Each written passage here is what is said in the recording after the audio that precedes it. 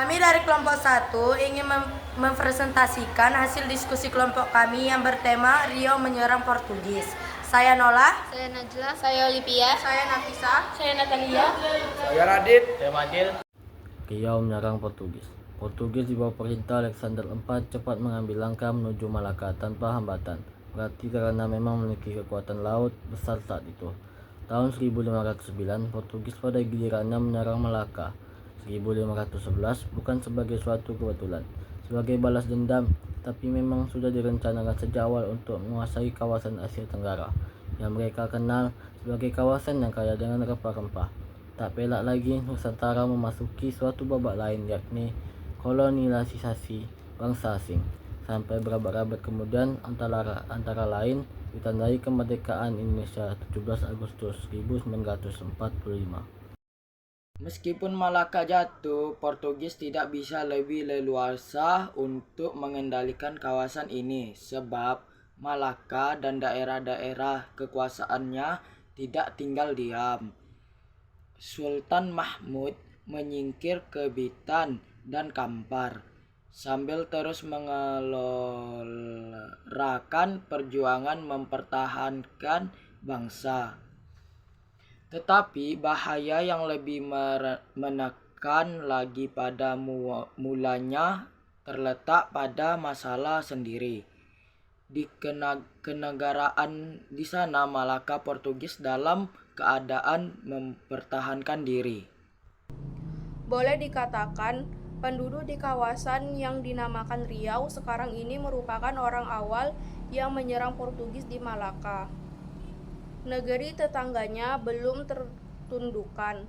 Sultan-sultan Indonesia bersikap memusuhi, dan Sultan Mahmud dari Malaka yang lolos ketika ibu kotanya jatuh, menjadikan Pulau Bintan di Selat Singapura sebagai markas besarnya dan menggunakan kekuatan angkatan lautnya dalam usaha untuk memotong Malaka dari semua perdagangan dengan Nusantara. sebagaimana dikemukakan oleh Suwardi MS 1981 sampai 1982, Sultan Husain dari Kerajaan Gasib, Siak dan Narasinga II dari Inderaragiri bergabung dengan kekuatan Laskar Melayu di bawah kendali Hang Nadim di Bintan. Sultan Mahmud mengirim Hang Nadim ke Gasib, Bukit Batu dan Bengkalis. Tahun 1912 atau setahun setelah kejatuhan Malaka ke tangan Portugis untuk mengatur serangan bersama-sama kepada penjajah. Riau menyerang Portugis.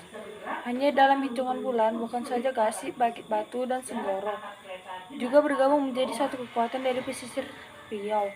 Mereka langsung menyerang Malaka 1512 dengan titik temu di Muar, Johor, tapi serangan mereka dapat dipatahkan Portugis di bawah pimpinan Forneo Pérez de Andrade. Malahan, bangsa asing itu meluru ke kawasan Riau yang dihadang Laskar Melayu dengan gagah berani.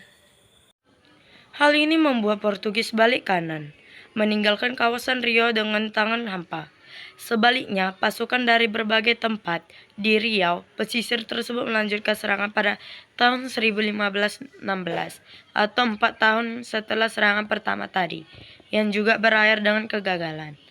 Cuman sekitar 4 tahun setelah serangan kedua itu, dari Riau muncul lagi serangan terhadap Portugis di Malaka, yakni tahun 1520. Tak tanggung-tanggung Narasinga II menjadi puncak pimpinan kerajaan itu.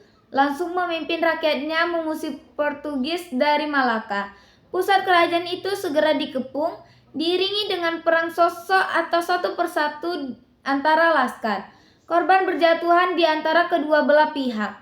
Tapi Narasinga II terpaksa menarik pasukannya ke Bintan, sebab pengepungan itu menyebabkan saudara-saudara Melayu mereka di dalam kota kelaparan karena tidak bisa masuknya makanan dari luar kota. Ia berancang-ancang akan kembali menyerang Malaka dari Bintan.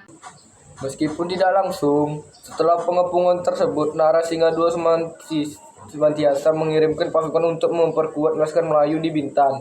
Malahan, pada tahun 1527, ia sendiri yang memimpin pasukan untuk mengulangi penyerangan Portugis ke Malaka. Tetapi di tengah jalan, ia membatalkan tujuan tersebut karena mendengar Bintan telah jatuh ke tangan Portugis. Sejalan itu, Sultan Mahmud memindahkan pusat pemerintahan sekaligus perlawanannya ke daerah yang kini bernama Kampar. Riau menyerang Portugis, meskipun tidak langsung. Setelah pengepungan tersebut, Narasinga II senantiasa mengirimkan pasukannya untuk Melayu di Bintan. Malakan pada tahun 1527, ia sendiri memimpin pasukan untuk mengutangi penyerangan Portugis di Malaka. Tetapi di tengah jalan, ia membatalkan tujuan tersebut karena mendengarkan Bintan telah jatuh kedatangan Portugis. Sejalan dengan itu, Sultan Mahmud memindahkan pusat pemerintah sekaligus di perlawanannya ke daerah yang kini bernama. Dari kami, Assalamualaikum warahmatullahi